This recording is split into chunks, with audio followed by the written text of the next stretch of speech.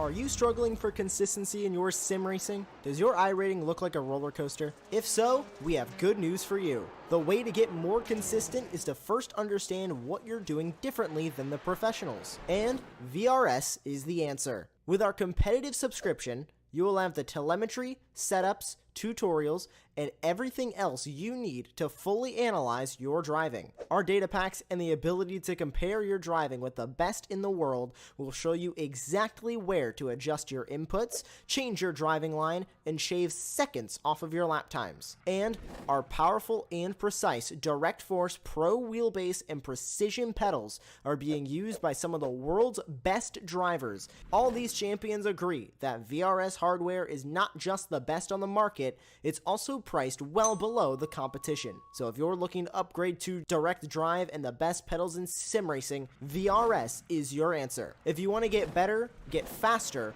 and make it happen sooner rather than later, you owe it to yourself to find out why so many people are switching to VRS. You'll be so glad that you did. Visit www.virtualracingschool.com and learn why the best use VRS.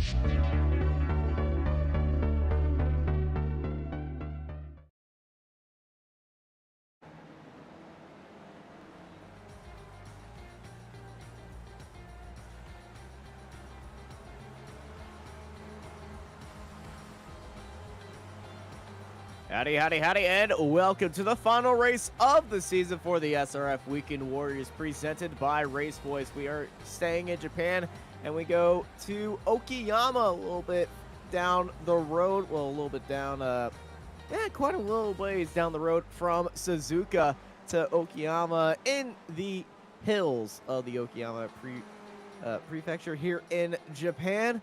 I'm Austin. I'm joined by Jonathan Grabowski here today, and you're watching Apex Racing TV. Jonathan, after a switchbacking way through Suzuka in the S's, we go to our final race of the season, the full course here at Okayama. How are you feeling about today? Good afternoon, good evening, wherever everyone is, and good hello, Austin. Yeah, I'm excited. I know you're excited about this track. We were talking prior to broadcast that we both really enjoyed this track. You know, it's been a great season, the SRF Weekend Warriors. We've seen some new faces, at the different, we've seen guys battling up and down the timing tower throughout this series. Yeah, battling up and down indeed. In Okayama, it's both of our, one of our favorite tracks on here. I've had some very good memories in my sim racing career around here. A couple of wins, a couple of fun performances, and a lot of very memorable races. That long back straightaway is going to be a lot of fun. These opening corners, always very fun on opening laps and throughout duels right now. We're actually seeing a little bit of duel right now here in qualifying, and then that closing sector is just so memorable. It's just so fun, and you just pull off some crazy fights, some very fun moves, and some very challenging corners that you kind of overlook here. Yeah, there definitely is some really challenging corners, especially in that final third of the track as we get close to the finish line. That complex right before that can be a little tricky and can get you caught up pretty easily. Yeah, the double left-hander after the hairpin is very tricky as well. You're going to be seeing cars go side by side. You might see a car go around the outside at the hairpin to set themselves up for the inside line at the double left, but just because he's on the inside doesn't mean that's the fastest line, because I've seen multiple times, I've done it as well. If you can hold it around the outside of the double left, you can really gain that speed down that straightaway, heading into that double hairpin complex, and then the final turns, Mike Knight corner, and then the aptly named final turn. Final turn is so fun and tricky, especially in these cars, because it's not full throttle, but it's not a brake either. It's just kind of a lift off. You got to just throw the car in there type of thing. Yeah, it's definitely a how much do you lift? You know, it's almost a bravery check, you know, against guys that you race against. You know, who really kind of stays on the gas as much as possible in that situation. But today might be interesting. Is, you know, we've talked about this throughout the year, and we've seen, is this the day that we see a Masters class guy win the overall?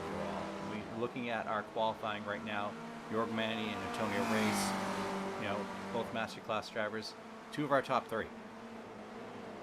Yeah, 2 of our top 3 are in Masters Race and Manny. And we have our defending race winner, Marco Pinero, who won here in Suzuka with a race to the end with Manny right behind him.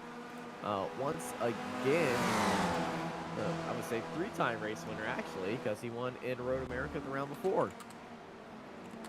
And Manny is looking very good, and I believe most of our drivers will be very familiar with this track because it is one of the most racetracks in iRacing. A, because it's free, and B, almost every series I know comes here at one time in the year. I know some series they don't like this track. I understand that. They're mostly sports car series that don't race here, but Formulas, they love racing here. It's so much fun in a car with downforce. Yeah, this is definitely great for Spec Miata, you know, Formula V, SRF. This is a perfect track for them. As we have 7 minutes left in qualifying, I believe we have our championship points for our final round here today ready to go on. So, Jonathan, just take a look, pop those up there. Take a look at Spec. Let's take a look at Spec 1 first off. Marco Pinero is gonna be your, I believe, is gonna be your points. Is gonna be your end of season champion after it's all said and done. As you know, Austin, there are some, you know, drop rounds, but things are looking good for Marco to take this. And I don't see Naselli here today either. Yeah, Naselli is not here today, so Pinero is going to be first challenged by Jason Green. But look at the points gap to Jason Green and Marco Pinero. That's 141 points. Marco Pinero is going to just be kicking his legs back at the front. Okay, he's not going to be really kicking it. He's just going to be chilling with it up there at the front, as he is our champion-elect right now, sitting 881 points, as Naselli is not here today. Felix Simons and Megan Overstreet, your top 5 in Spec 1. And let's go over to the Masters class, because the Masters are always the class that I look after, and it's even more It's been the Jorg Manny show. It's the Manny show, the Jorg Manny show. 212 points ahead of Chris Murakami. Yeah, Jorg graduated to the Masters class this season, and you know, it's always, for the past years, it's been the past few seasons, it's been the Antonio Race Chris Murakami battle. You know, Antonio has been feast or famine this year. Chris has been his solid self, but Jorg Manny's been on another level. Yeah, this is a big spike, but a Masters class, when you get into there and you're always on point like Jorg Manny was, it was not a surprise at all to see his name up there. And then we go to Spec 2. Yeah, this race is going to be very interesting. Favini and Lasani and Ian Gibson, your top 3, but the top 2, Kuzma and Andrea, Favini and Lasani, are separated just by, I believe, 12 points, 13 points? That would be 13 points. I'm looking, yes. I see Favini's here. I do not see Lesnoy in the timing tower, so... Well, there goes that opportunity. No, but you know, great season of Jeremy Favini's been fantastic. Kuzma Lesnoy has been fantastic as well. You know, they've been hands down the top 2 guys in Spec 2. But also, I want to take a look at overall. So this is the combined points total for all the classes. And as you can see, Pinero and Naselli on top, Jorg Manny 3rd overall, followed by Jason Green, Felix Simoes in 5th, Andre Favini in 6th, Chris Murakami in 7th, Puma Lesnoy in 8th. Megan Overstreet has done a great job this year in 9th, and Tom Gradwell in 10th. So really interesting how we have a real mix of classes in that top 10 points overall. Yeah, the classes do merge well. We've seen the Masters and the Spec 1s really tangle them up, but seeing the Spec 2s up there as well in the top 10 is very surprising. as we know the Spec 2 guys, they might be slower in pace, but they can really get those results out because they make a lot less mistakes, and it's just been consistency for them. As you can see, Favini compared to Alan McCain, first and second in the Spec 2 race. Favini sitting up there in 9th, McCain down there in 21st. So Favini, I will believe after the end of the season, will be promoted to Spec 1. Yeah, it's looking that way. It's been a great season for him. Alan McCain's been up and down this season. You know, he was a strong front runner the past 2 seasons in Spec 2. Just hasn't made it to the final step on the box, but you know, maybe next season if he sticks around, he's a potential Spec 2 champion. Yeah, McCain is always somebody you want to look out for. He's very quick and he knows what he's doing. When I was racing, I would always be around McCain. And McCain and I would always have a lot of fun in these Spec racers. And even though I would eventually just see him just pull off in the distance and be chasing him, in those opening laps, it's very fun to be battling with him. Yeah, I think one thing that's hurt Alan this season is, you know, previous seasons he was teammates to the ever dominant Aeronom, so I think having that information source to work off. Oh, that's Flavio Dello just went on yeah, the it was track Flavio. Yeah, so getting got back a little bit to dirt. Yeah, so getting back, I think Alan had a great resource in Aeronom. Aeronom, you know, not racing this season with us, so I don't think he has that feedback that he can pull from. Yeah, and we all know that Aero is very dominant, but you know, when you have a great teammate up there in Spec 1, you might expect them to give you a little bit of tips and tricks in Spec 2, just to see this is how you're doing, this is what you should do. Yeah. This is the setup adjustment that I've used heading into this to solve this one problem, and you know how teammates should work. But we all know sometimes teammates, they find that little secret sauce and be like, here's a hint of the secret sauce. Or they just don't share. Or they just don't share information. Yeah, which can cause some various issues between teammates. But I believe most of the drivers here are very nice to their teammates. Yeah, I mean, as you know, you've raced the series. It's a really great, strong community. The SRF community here. There's a lot of guys who get along. They're more than happy to share setups. They're just here for some great, tight racing. Yeah, the SRF community is one of the first communities that I've actually joined on iRacing. There are a few other communities that I would hop into, but the SRF one, they host this free race for everybody to join in on Sundays, and it's just so much fun. You got this with the Formula 3 series, but you have to donate to that to get guaranteed spots in there, and then it's open. But this is a free series that anyone can join. You just have to be a part of the series, be a part of the Discord. And also we got to thank RaceVoice as well for sponsoring and providing the funding for this series as well. It takes money to put these races up, the service up, as well as this broadcast up. As we always thank RaceVoice for their partnership with the SRF Weekend Warriors, and thank you Stevie Ray for putting all this together.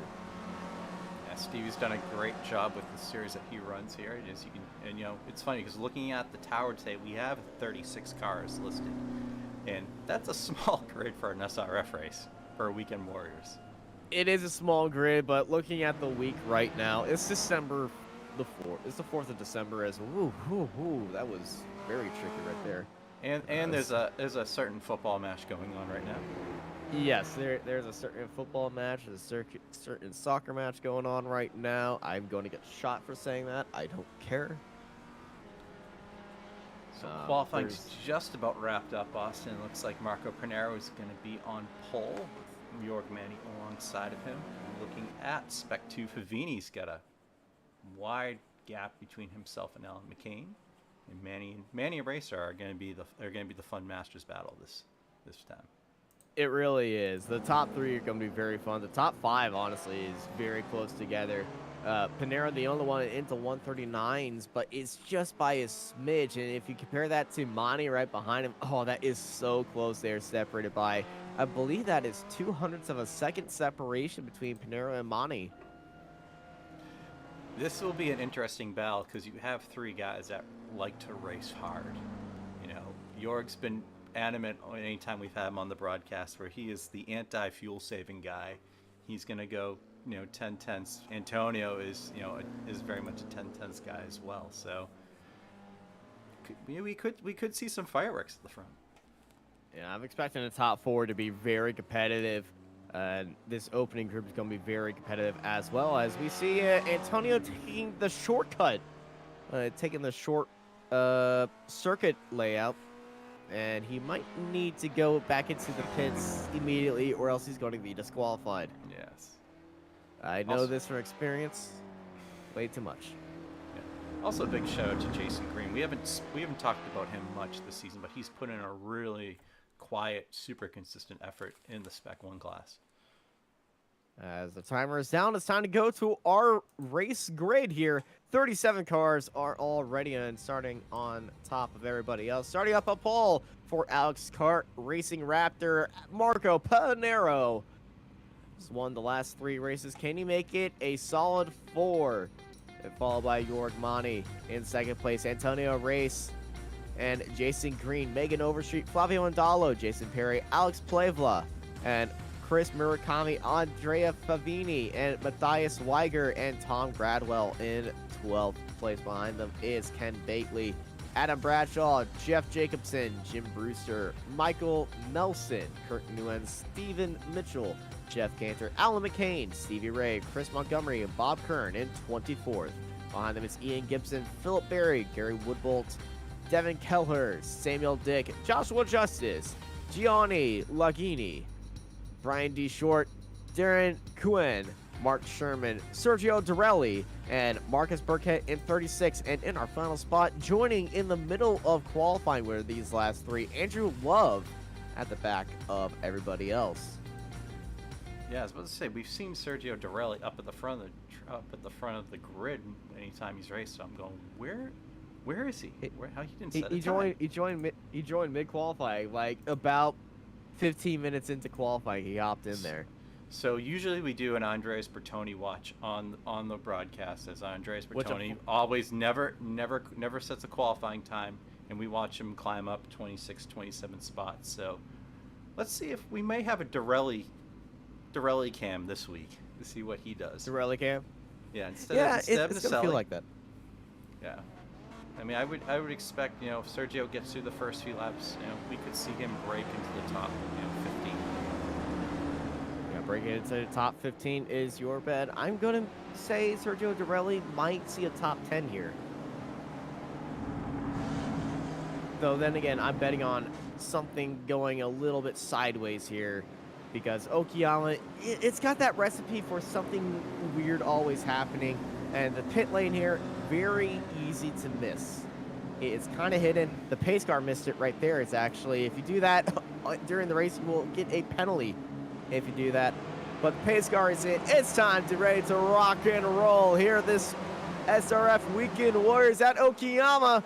Last time of the regular seasons, we go green, green, green. Panero and Monty lead off the field.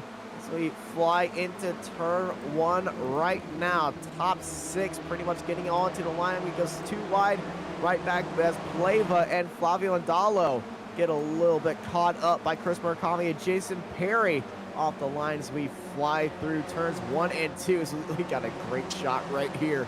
All these cars hitting that apex. And now we go down into the pack. Philip Berry, Bob Kern, Ian Gibson, Daniel Keller, Gary Woodbolt all around them as they head into the hairpin. Back up front with Panero and Monty. So we bring up that board to see where everyone's gone. Current biggest mover right now, Marcus Burkett up 3 spots, and as Joshua Justice is up 2 spots as well. But the opening cars in the lead, a little bit of late braking happening right behind him. And I think that was Jason Perry almost getting into the back of Megan Overstreet. Great job by everyone right at the front too. Big slide! As I just big like slide, but a catch. It was Andalo. Andalo saved it. Yeah, big save by Flavio right there, sliding through that very tricky double left. It's so easy to get that corner messed up, go a little bit too wide, you're catching the curb, you're catching the dirt.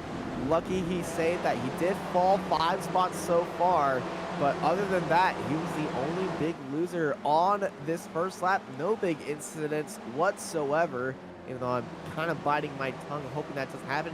Taking a look at our Spec 2 race leader, Favini sitting up there in 9th place. Yeah, solid start for Andrea. He's got a gap back to McCain, so easily manageable in the Spec 2 class. And he's kind of got this. He's kind of leading this second pack as well. Yeah, he's leading that second pack. The pack in front of him is kind of leaving him in the dust. And they've gone a little bit wide, but looking at Alan McCain, he's up 3 spots already. And McCain is looking like he's looking for a overtaking machine type run here today, as everybody's going towards that hairpin. Taking that very slow line. McCain's taking that outside line, trying to carry the speed heading into the corner. He's got the 959 of Michael Nelson ahead of him. In that draft, I bet we're going to be seeing McCain go for that move. Yes, he is down towards the inside on this back straightaway. We might see Nelson go for the move on the car ahead. He's got to watch out. Got the car on the inside. Here comes McCain. He's got one. Is he looking for two? Yes, he is. Alan McCain take a bow. Double overtake on the straightaway. 2 for 1. Great move by McCain there, for the 2 for, and he's going to move forward up into the 16th spot. Moving up into 16th, and that is a few more spots closer to Favini. Favini's actually dropped down to 11th. So Favini's dropped down 2 spots. McCain jumped up 2 spots that lap, and they're getting ever so close. They're just attracted to each other like magnets. This is going to be very interesting. And he's got Jacobson ahead of him, the pro, and then 3 Masters class drivers, Gradwell, Bately, and Bradshaw. Now, they're not racing for a championship, but they're racing for the final race win of the season. And if there's ever a race win you want to go for, Jonathan, would it be for the last race of the season you want to win the most? If you aren't racing for a championship whatsoever, is it the first race you want to go for or the last race? I think you want to win the last race. I really think you do. You want to end the season on a high. You want to go into next season, the runoffs next week as well, feeling good and build that momentum for, the next season. Hello, this is a big move, and crash in the background. The lead that was Ian Gibson. We got cars going very slowly middle of the corner and a lot of bump drafting happening right now. This is Burkett pushing Bob Kern. Burkett goes down to the inside, but I believe the cause of all of that, I think Joshua Justice was tangled up in there. Give me a replay of Gibson right here on that. Yeah, there's Ian Gibson. The white and black car. And look, if you look behind him, I think this is just Gibson getting a tap in the rear end. It's a 267 charging alongside of him as well. And it's kind of the back 2 cars racing against each other, and Ian Gibson, innocent party in all of that, as we look at the 888 of Philip Berry and Marcus Burkett battling each other. Berry on the curbs, hugging that inside curb right there. Look at this train right now. We talked about the Dorelli watch. Dorelli's up 7 spots so far in this race. Yep, sitting 28th right now in the middle of all of them. That white and blue 86. He is in that draft down that straightaway and looking down low on Samuel Dick. So is he going to go for a 2-fer into turn 1? He's not going to attempt the crazy 2-fer because turn 1, it's not a 90-degree corner. It's a very sharp corner. If you have no experience, I got my dad onto iRacing. His first track was Okayama. He took Okayama turn 1 like it was a 90-degree corner, and he said it feels like a 90-degree corner. Then I showed him the track map because it feels a lot sharper than that. Yeah, it definitely does. These corners can be deceiving. Like this corner we're just coming out of right here. You can take potentially 2 lines at least. As we see Dorelli giving Bob Kern a little bit of help on the straightaway, a little bit of bump here and there. Now he's going to go down to the inside, saying, there you go, I got you some speed. You won't be overtaken by anybody else. I'm going to overtake you now, down to the inside, up to 26. And also, speaking of overtakes, we got a new leader, Jason Green. Jason Green in the lead ahead of Pinero and Monty. And Green, we saw him qualify in 4th place. You said look out for him. Well, Jason Green making this somebody to look out for. And I heard a uh-oh. We have Dorelli watch. Oh, no. We're going to take a look at that right now. Well, the Rally watch has certainly gone down the hill from here. Is this a double left? Does he catch the curb on the outside to get into the grass? Yes, he does. Oh. And boom. We saw that happen to Flavio in qualifying. It's the most commonly mistaked spot on this track. It's so easy just to take a little bit too much of the curb, just a little too much of the corner, just take that much speed, and then next thing you know, you catch the grass. You want, yeah, because you come out of that hairpin, you gas it up, and then you get to that left, and you just want to floor it as hard as you can. It's not an easy corner to floor it, so we gotta fight for the lead. Green and Pinero down low. Green on the outside. Pinero clears them, and here comes Jorg Monty. Monty and Green are going to go side by side. Green's on the inside. Monty backs it up and let Green right back in there. That double left. Now this double left, you think it's a full speed corner. It's not. You gotta modulate the throttle just a bit. At least in these slower cars. In the top end cars, you definitely do. But I know. Is there one car where that corner is not as flat out besides the Formula V? I think the Formula V is basically it. Well, there you have it. It's so easy to have that mistake on. And you just push it side by side through Mike Knight corner around the outside. It's a 22 of Matthias Weiger, and I'm going to have to stand up and applaud that move, as that is a brave move to do around Mike Knight corner. It's a out of camera corner, and it falls away from you, and you're just flirting with disaster. And oh, this is not good for the 909. Watch out! The 922 goes out to the inside. We got 1, 2, 3, 4, 5 cars involved. Oh, the biggest loser of that would be Bradshaw, I would say. Actually, no, it's not Bradshaw. I think it was Ken Batley who might have been the biggest loser on that one. Yeah, Ken was involved in there. Let's take a look here on the replay. It's a very ambitious move. Well, the car beside him brakes early, and he's alongside of him, and that just kind of, oh, that's a 1, 2, 3, 4, 5 punch. I didn't know this was a UFC fight, but that was a heck of a combo he just received. Adam Bradshaw's the hard luck loser in that one. And a few cars going to be jumbled up right now, and we can see some cars with damage. That's the 40 of Jeff Jacobson. Pretty banged up in there, and I believe he was one of the cars that one of those guys. Yeah, I think he was the final car that hit him. Jumping back up to the front, Marco Pinero has retaken the lead, and he's pulled away about half a second to Monty behind him. Green back there as well. Let's take a look at how he did that.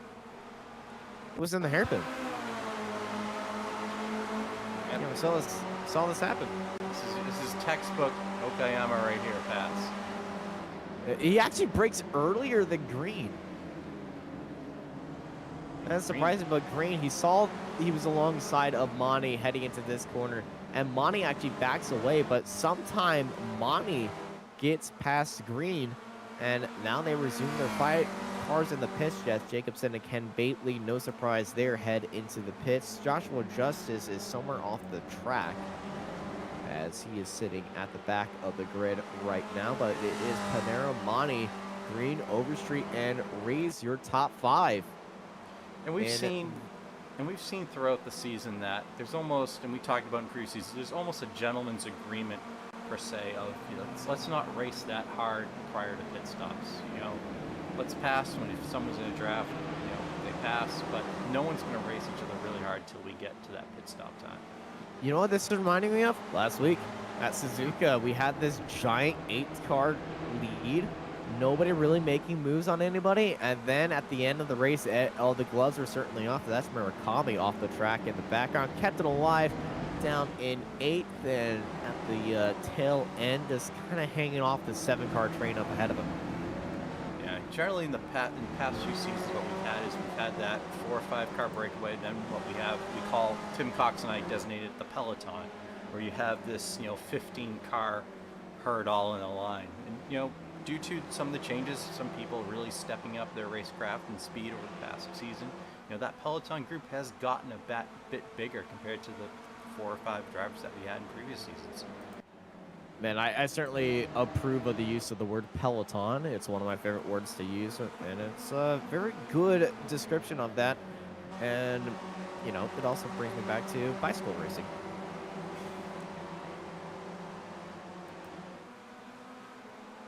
In a kind of way, it kind of works like a peloton here in these opening stages because everybody goes for the pit stops, and then that peloton we start seeing to break up with everybody going for the sprint to the end. As this is Bradshaw and versus Brewster, as Alan McCain in the Alan McCain watch is up to 13th now. He's passed everybody. He's just got Weiger, Gradwell, and then it's Favini as Jorg Monty takes the lead of the race. I just saw that pop up right there, and it's in the hairpin. I think we're going to be seeing another textbook overtake here at Okayama as Monty is now leading the race in that 925 Red Lobster. Now let's see how hard Manny runs it.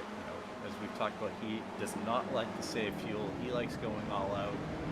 And the thing is, with the large group place, he can't just get away. You're gonna get sucked up on the back straight at some point or on the front straight. The drats in these cars can be very hard to pull away. You're going to have to be making your moves, pushing when the car behind is making the move, and hopefully they don't succeed in that move. And then you can start pulling away from the cars behind you. But other than that, it's going to be gloves off, draft battle, and then it's all about strategy when you pit and how much you practice entering this pit lane and exiting this pit lane as well. And getting your fuel down to a T, because if it's not there, you're going to be losing some valuable tenths, maybe seconds in that situation. And with this top group just separated first to seventh just by 2 seconds, it could be, oh, you're exiting the pits in net first place, or you're exiting in net seventh. Yeah, prior to Marco Pinero, he's really raised his game in regards to fuel strategy and pitting. We've seen in previous seasons, it was really a real weak spot for him where he would, Favini's track. Is that the hairpin, the first hairpin? At turn 4. Let's take a look and see what happened. Might have had a little bit of contact heading into this corner. He's got the 22 right behind him. And gets onto the brake. Oh, he's just out-braked himself, and oh no. He tried to carry that outside edge of the track, but unfortunately just dipped the wheel, so that promotes Alan McCain to the lead of Spec 2 in 11th. Great job by Alan so far today. So that's going to put Favini back into 19th. McCain's running 11th overall right now, first in the Spec 2 class. For those that are new to SRF Weekend Warriors, we do have 3 classes, and you can see them on the timing tower. So gentlemen and drivers in red are our Spec 1s. Those are the 3,000 plus and above I rating drivers, regardless of age. Spec 2 in green, those are the sub 3,000 I rating drivers. And then the Masters class, that is drivers 55 and above, no matter what your I rating is. And I know former commentator Jim Hodgson used to love to poke fun at the Masters class and make jokes about prunes and nap time, but there are some really fast drivers, as you can see, as Jorg Monty is currently leading overall. And we've never had a Masters class overall winner. We've had Today a Spec could be the day. Overall. We've had a Spec 2 overall winner, but not a Masters class. I believe it was a race at Oran Park. It was crazy, and there was a lot of incidents. No, it was Interlagos when it happened. There was a big incident at the front. I was racing in that, and I watched the replay, and it was a Spec 2 race winner instead of a Spec 1. Jorg and Antonio Race have been close a few times to being an overall winner. Manny, I think it was last season, last corner at Red Bull Red Bull Ring. Say that 5 times fast. But 2 wide, and you actually link past it. I can't win. You asked me to do that, and I just tried it. Red Bull. It's hard. It's hard. You're welcome on the free advertising, Red Bull. No, you earned it. Really do. As this is McCain leading out the battle for 11th. He's got Gradwell right behind him. We're going to bring up our interval where you can see the darker the number, the closer they are to Giz. This is the closest fight on the track right now. In the background, that is Montgomery heading into the pit lane. Montgomery sitting in 20th place. Gradwell closing in on that draft, but not going to be able to make that overtake on Alan McCain. Biggest mover so far, Marcus Burkett up 15 spots. Sitting in 21st place. So Burkett was one of the drivers that joined in the middle of qualifying. So we technically have three drivers to watch here moving up through the field, and Marcus Burkett is sitting on top of all of them, as we saw Dorelli in the Dorelli camp have that issue. He's back on track, by the way, Sergio Dorelli, but he is unfortunately he's down out of the way. 36th spot right now. So Marcus Burkett's been a big gainer. Andrew Love also in 23rd. He's up 14 spots. So a few big gainers for today. number 15 right here. As Alan McCain is off the track in the hairpin, and that is damaged. That's a loose front right wheel. And guess who that promotes back into Spec 2 lead? Favini. And McCain, this is a race ender.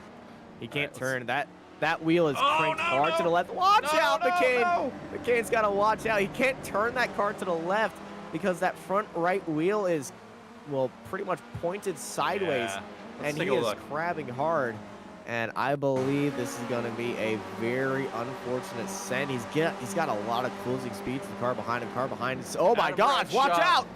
Psycho send into the hairpin, and boom! Wasn't the first he got overtake that happened. He got sideways, and then he just got haymakered. That was Jim Brewster who haymakered him. Oh, man, that is...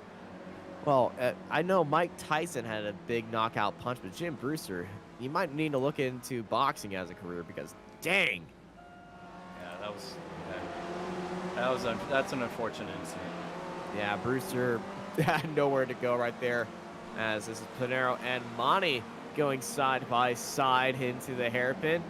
Everybody just keeping amongst themselves behind them, but Marco Pinero retakes the lead here at Okayama, as we saw drivers heading into the pits that were involved in there and were not. Burkett involved into the pits. Philip Berry and Alan McCain. Well, definitely Alan McCain's heading into there. Our leading car out of the pits is actually Flavio Andalo, who went into the pits last lap. And I think Andalo was the first one into the pits without really an incident that lap. Multiple cars went into the pits that lap, but they were involved in that incident. Nobody in this opening group as we close down on halfway. 20 minutes have passed, 20 minutes to go here. Yeah, it's going to be interesting, Austin, who this group decides to pit first and when they do it. I'm thinking maybe 10 minutes from now is when we're going to see, pit stops and who goes with who. I feel like it's going to be less than 10 minutes, maybe 34, 35. 24, 25. I'm bad at math. 5 minutes from now. 5 minutes. 5 minutes from now, we're going to be seeing everybody go. I was trying to put down the race clock when this was going to happen, but about 3 laps. So so we've seen like Pinero and Manny, trade the lead. We have this whole group behind them of Green, Overstreet, Perry that have just been sitting there the entire time, just saving fuel and just laying back and not being aggressive. Whoa, Monty forced Pinero off into the grass, he did get the move made, but Pinero made a little bit of a mistake. He was in the grass and the car moved under braking for him, and he saved it, but that puts him down into second place. And it was the class at Okayama right there. That was Monty getting a little cheeky. These two race hard, Austin. These two race hard. They are very clean drivers, but they do race hard. Elbows out, very sharp elbows out indeed. That might have been a heart and mouth moment for the 16 of Pinero as well, because you ever try to catch these cars under braking when it starts moving under you? Oh man, your heartbeat shoots up and it spikes.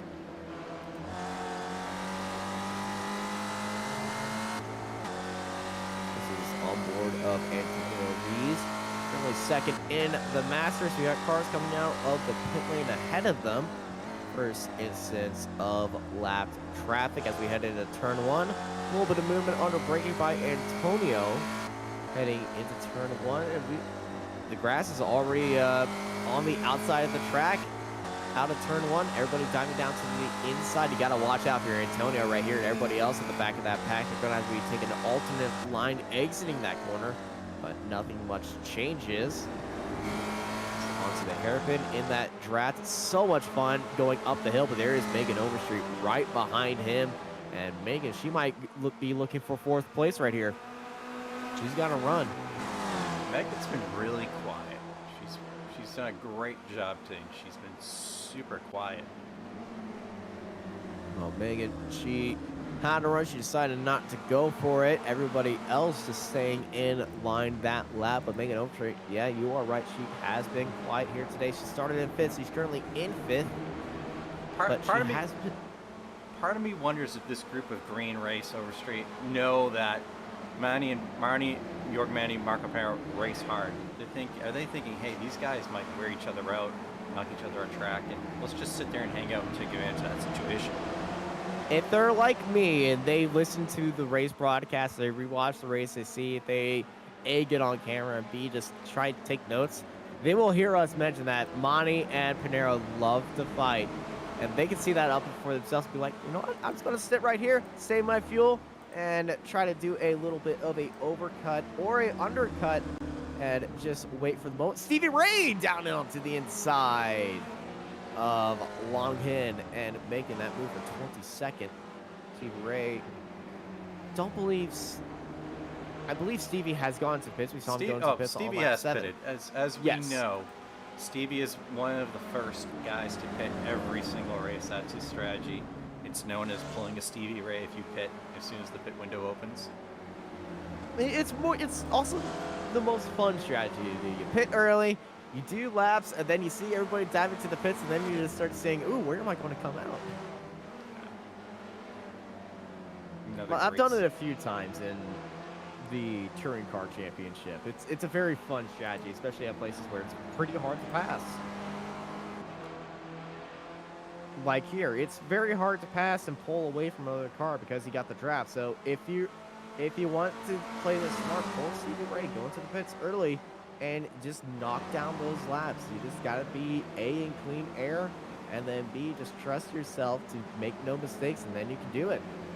Yeah, the pit strategy is the really interesting part. And one thing I've been covering this series for the past few seasons is that guys have different approaches to it. Some guys are really calculated. They go into the race saying, hey, I'm looking to pit this lap. And then we've seen guys, who are feel, who are just kind of like, all right, now I'm gonna go now. Aeronam, who was always a kind of predetermined, this is what I'm gonna do, whereas someone like an Austrian winner was a feel guy. That was a feel guy too. Like, I had a general aspect of when I was gonna go in, but depending on how the race is going, I would head into the pits. If I was with everybody and I couldn't get past them, I would pit early. Yeah. If I was all by myself, late as it goes. Kind of how I always was. But if I wasn't comfortable in running by myself, I would just go when the cars around me headed to the pits. But I would never be the first car into the pits. So Austin, we're getting to that 25-minute mark where you talking about pit stops may happen. Let's see what happens this time around. I see Pinero looking for that move. That is also what's happening. And I think Jason Green might be under pressure, but Pinero and Monty go side by side. And Monty is still right there. He's going to be alongside of him. He can send himself down to the inside, but it's not going to happen. Pinero stays into the lead. And they might start be fighting very hard with each other at this time, but they're not fighting that hard. We're going to say that to the last lap. But Monty, he's itching for that move right back, but I think Pinero might be thinking about heading into the pits very soon.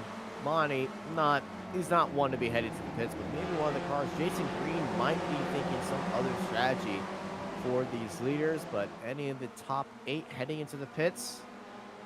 No, they are not. They're comfortable with staying in the draft of everybody else, and that's the way to get good lap times around here. So they're all just taking advantage right there. But everybody else behind them, it's kind of a Wild West what they're trying to do. Murakami is 9 seconds behind him. Then everybody else 20 seconds behind, as that is Liger having a little bit of a off right there. And it looks like Liger is heading into the pit lane. Liger's in. Yeah, Pro Chris Murakami, who was kind of at the tail of that group, is now sitting in no man's land. As Lithium Fox says in our YouTube chat, Okayama. It's okay. We like it. Yeah, I love this track, but I get the point.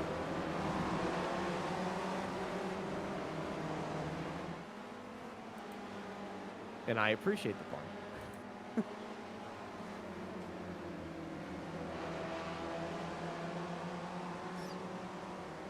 Let's head out of the final corner right now, looking at a little bit of fight. This is Andrea Favini up into 9th place. Cars ahead are scrambling up the field. Favini in the draft of Chris Murakami. Murakami's got to watch out. Actually, no, this is Favini under pressure by Newlands.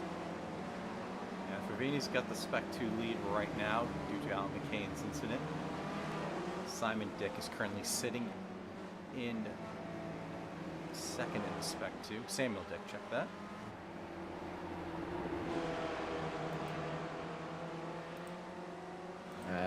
There goes Pinero into the pits. On lap 17, Marco Pinero, the first car into the pits and the only car of our leading group heading into the pits. This might be race ending, or a big footnote. Yeah, this will be interesting. No one went with him. Now the key is this group has to stay fast, clean, and organized. That's going to be the real key for this group. Is just to, because we know how fast Marco is, and can this group, cut him off on just pure speed. You're going to have to work together. Hopefully nobody starts fighting within this group right now. If they all head into the pits, they all work in together. If they don't really push each other into a big fight, they all could jump past Pinero right here. But looking into the background, we got a little bit of jockeying for position, but everybody stays course right now. We could be seeing this entire group, or maybe just 3 cars of this group, head into the pits, as there is Ford Monty.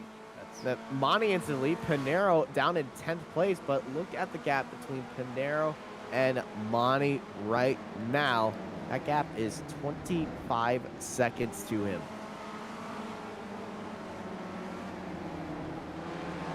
Let's see what happens this time, Monty. This is going to be really interesting. We got one, we got 2 takers. We got Manny, we have the Masters class, guys. It's the Masters strategy. The 2 Masters, Grays and Monty, heading into the pits, and the rest of Spec 1 stays out. Green, Overstreet, Perry, and Pleva stay out. They're on track 1, 2, 3, and 4.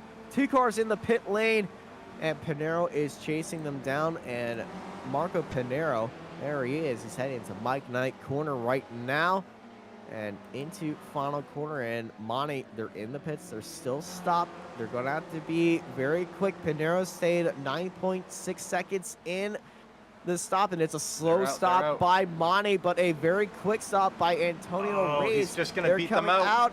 And there goes Pinero right in front of Monty. So Marco Pinero pulling the undercut, well, the overcut, and getting a good gap on Monty and pulling away from him.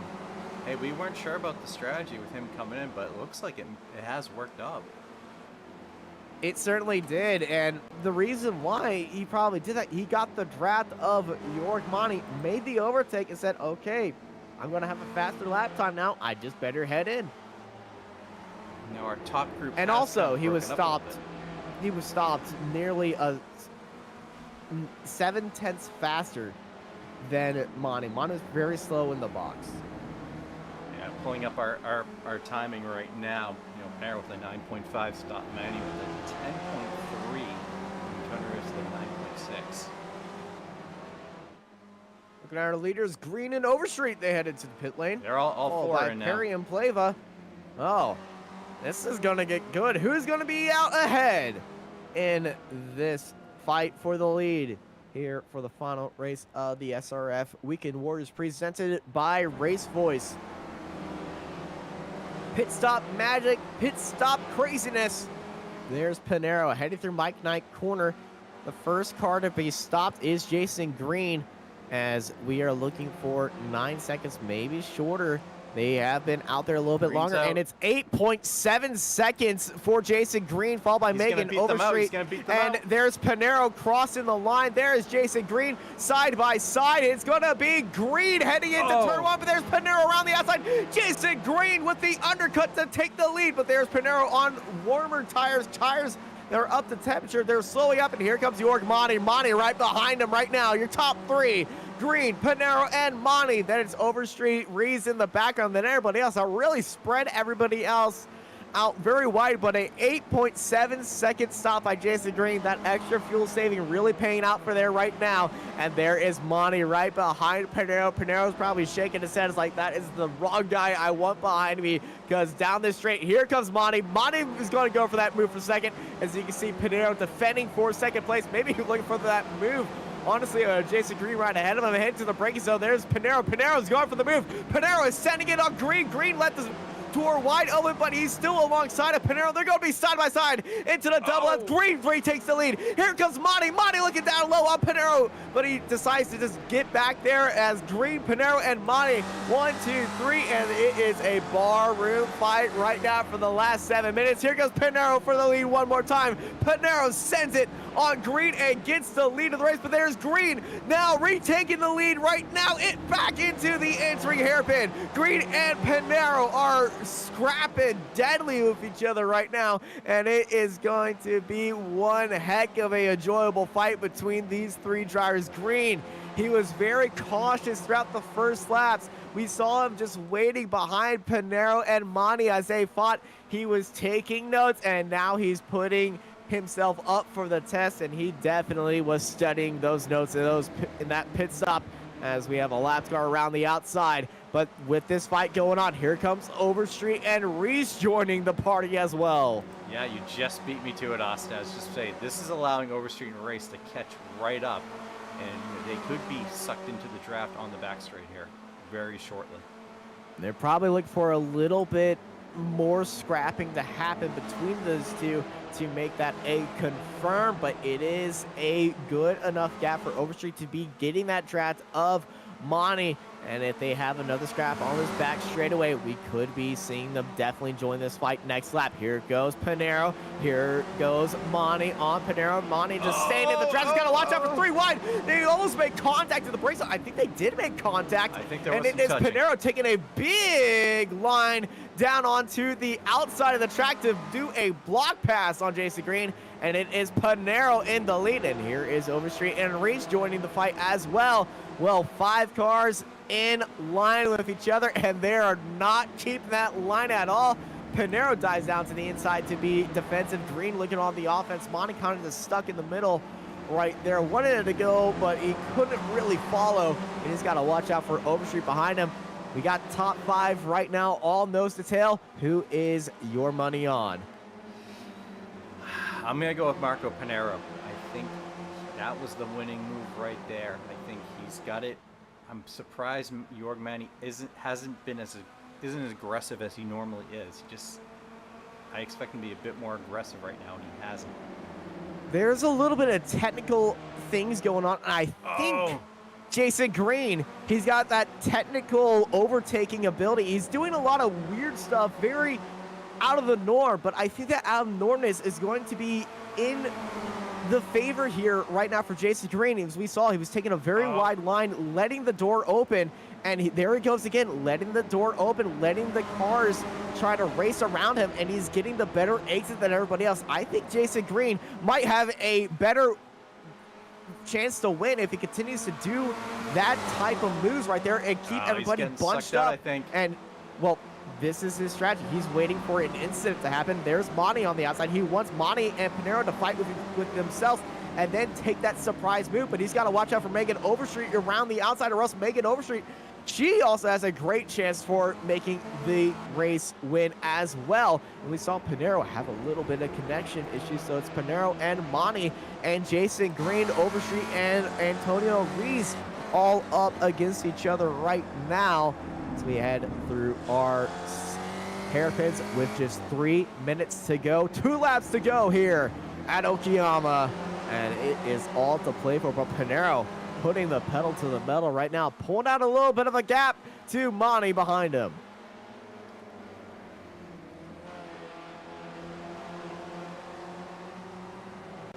We enter the front straightaway. There's Monty following the draft, Green following as well. Let's ride on board of the Red Lobster.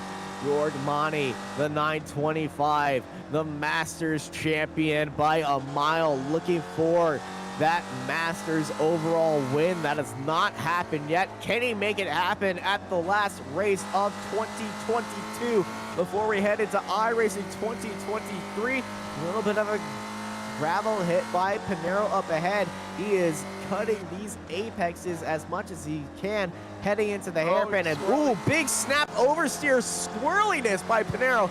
And Monty is licking his lips right now in the draft. Hunkered down, all locked in, down to that inside line. He gets a little bit of a bump. He goes onto the outside right now. Monty takes the lead of the race with less than 2 minutes to go. Around the outside, can he hold it into the brakes? Yes, he does. They make a little bit of contact, middle of the brakes. Panero on the inside line, but there's Monty alongside of him as well. But here comes Jason Green. Green took the regular line compared to these two. He's going to be flying at the exit of this corner. We could see Jason Green going for second place. Monty already favoring that inside line, kind of showing his move to Jason Green, saying, if you get out to the inside, I'm going to block you, so you better watch out. And there is Monty into the hairpin. I think he's just stopped from caring about the car behind him right now as they continue on. It's Panero and Monty. The story of the last 3 races has been between these 3 drivers right here.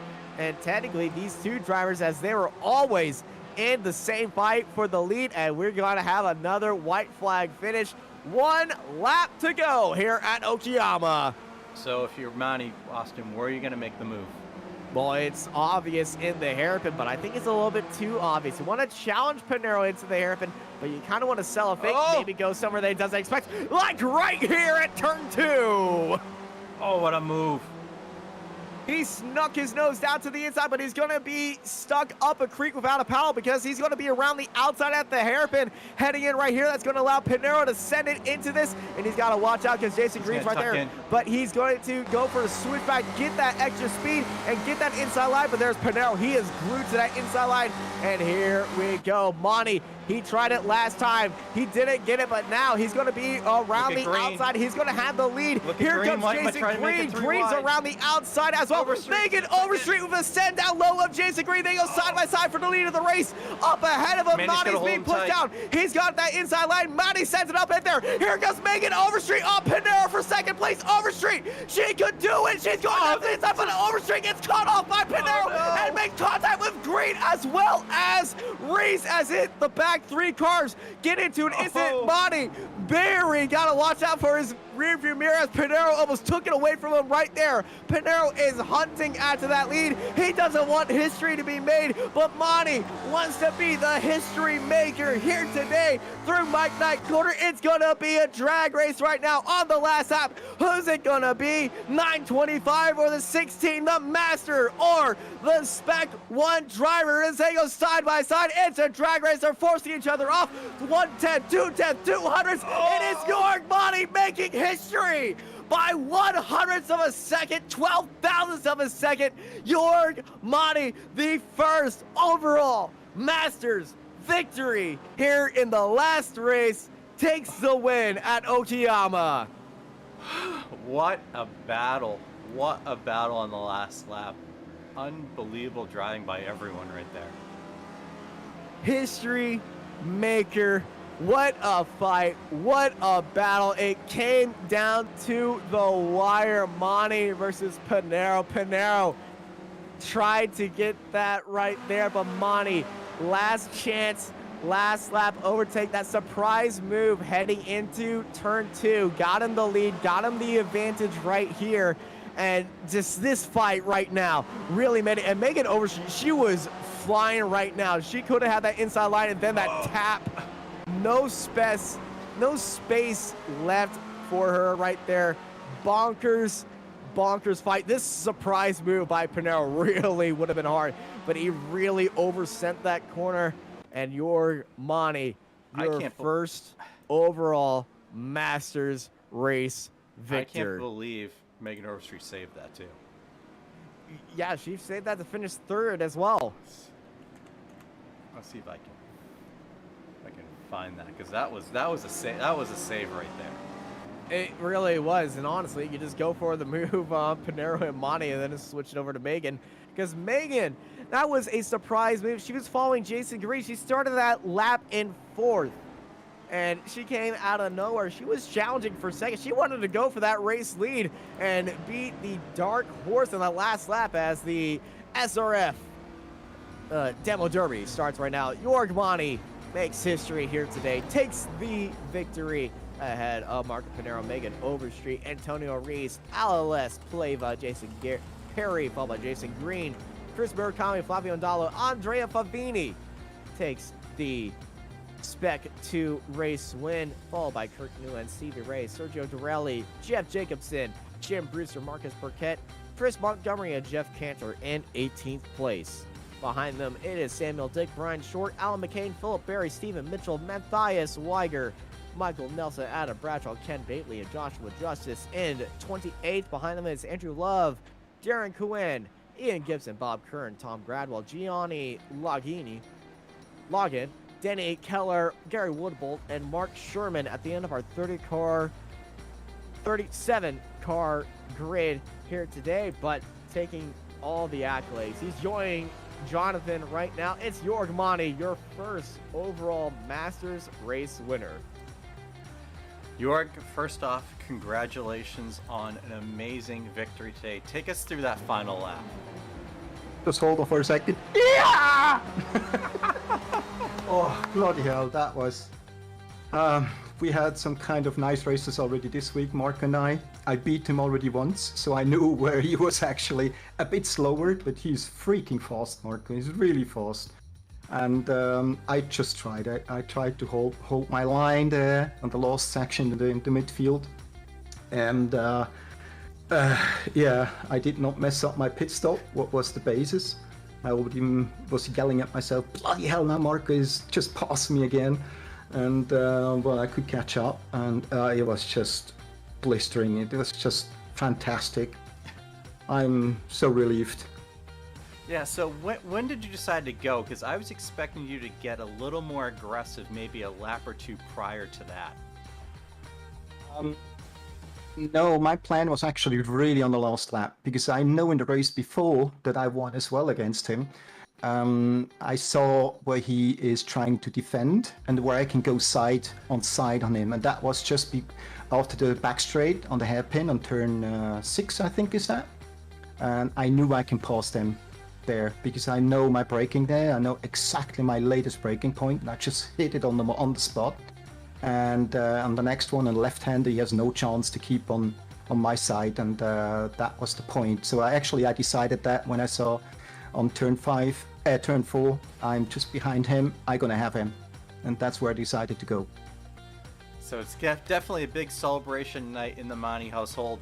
Masters class champion, overall race winner. Before we let you go celebrate, anyone that you want to thank? Yeah, RaceVoice, you guys, Apex Racing for broadcasting those races all the time. Stevie Ray for all his work he does. Our boss man, I'm calling him boss man now. I know he doesn't like it, but I'm calling him that way. And it's just a great season this year. And yeah, my first win as a master, my first win overall. That feels really, really good. Well, once again, York, congratulations on the win, and thank you for joining us today. Thank you as well. Good night, guys. was Jorg, Manny, and Austin. Who do you want to bring in next to our interview room? Well, we got Megan Overstreet in here as well, so let's talk to Megan. Megan, that last lap, you started that lap in 4th, and then out of nowhere, you were challenging for 2nd place. Let's talk about that final lap and this entire final race. How was that for you? That was wild. It certainly looked wild right there. You were in the draft by Jason. He left the door open, and then out of nowhere, we just saw that purple machine of yours just fly up down to the inside, and you were going for it. It was very fun to watch. Yeah, Marco, he didn't see me on his inside, so he ran me onto that grass a little bit, and I got sideways. I think I got hit by Jason, which straightened me up, and then got me sideways again, and then Antonio hit me, straightened me back up, and I grabbed a gear and kept on going. Well, you bumped, you banged, and you got rattled just a little bit, but you still finished on the podium in 3rd place, Megan. Before we let you celebrate this one, you're on the podium. How does that make you feel? Oh, it feels fantastic. It's my first podium in the series in my rookie season, so I feel real happy. Well, this is a way to end off on a high with your best finish ever, and we're excited to see you return next season as well. Congrats on 3rd place. Before we let you go, anybody you want to thank? Yeah, I want to shout out to my parents, y'all here at Apex Racing, and RaceVoice for sponsoring the series, and Stevie for all that he's done to put all this together. I enjoy this a lot. And we want to thank you for always being out there and putting on a good show for us. And congrats on a 3rd place. Jonathan, you're joined by Stevie Ray now, the boss man. Yeah, Stevie Ray, once again, another fantastic season. Take us through it. Oh man, it was a good one. It's from start to finish to the end of the season, and I got a little different view of it at first when you took a vacation and I had to try to sit into your seat. But yeah, we had an awesome season. Sorry, just pulling something up here. So another great. So the Masters class this year has been kind of the storyline, with Antonio and Jorg. We think this is the first time a Masters driver has won the overall race, right? Yeah, that's what I just telling Jorg in the green room. I believe that's the first time. So yeah, that's awesome. So thoughts on the season overall? What are any thoughts changes that we're going to be seeing in next season?